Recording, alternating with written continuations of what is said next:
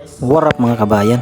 So panibagong araw, panibagong video na naman. So for today's video mga kabayan ay papunta na kami sa aming trabaho. At sa nakikita nyo mga kabayan ay lumabas na kami sa aming accommodation dahil nandyan na yung service namin. Ang kagandahan po dito sa aming company mga kabayan ay libre na ang service, libre accommodation, tubig at kuryente. So wala ka nang iisipin ng mga bayaran. At sa puntong ito mga kabayan ay nandito na kami sa aming store. At nagsusot na ako ng aking uniform para maghanda na sa aking mga gawain. Kailangan proper uniform tayo mga kabayan dahil isa yan sa pinaka-importante bago magsimula sa trabaho. So ang gagawin ko pala ngayon mga kabayan ay gagawa tayo ng chicken shawarma. Dahil naubos na yung ginawa ko ng nakaraang video, kaya gagawa naman tayo ulit ng bago.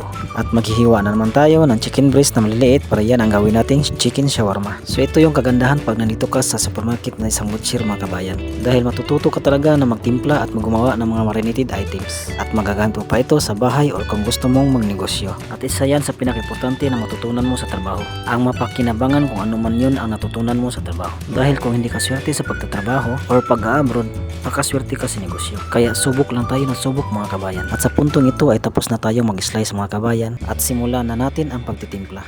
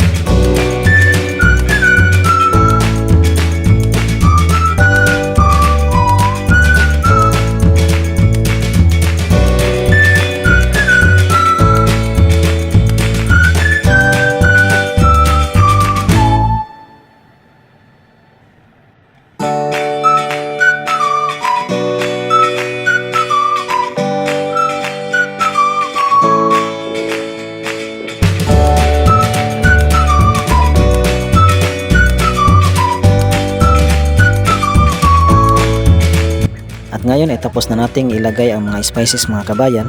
So imikos-mikos na natin ng maigi.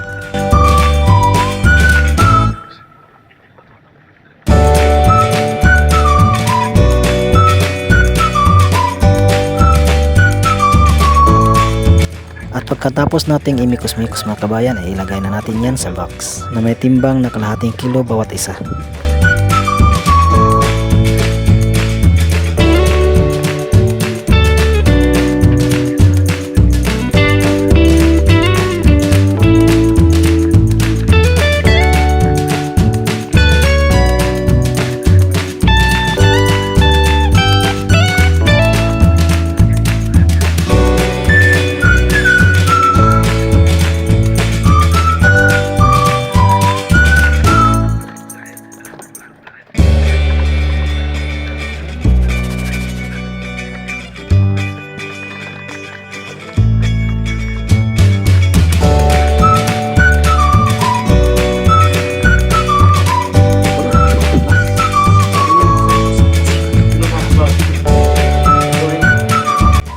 Pagkatapos natin ilagay sa box mga kabayan ay i-wrap natin para malagyan ng sticker at ng price tag.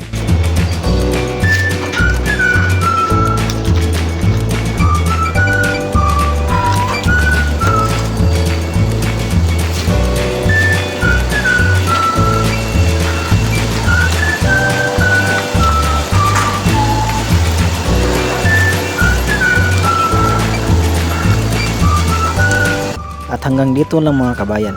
Kung nagustuhan mo aking video, please paki-like, share at paki-follow naman dahil malaking tulong na yan sa akin. Maraming salamat!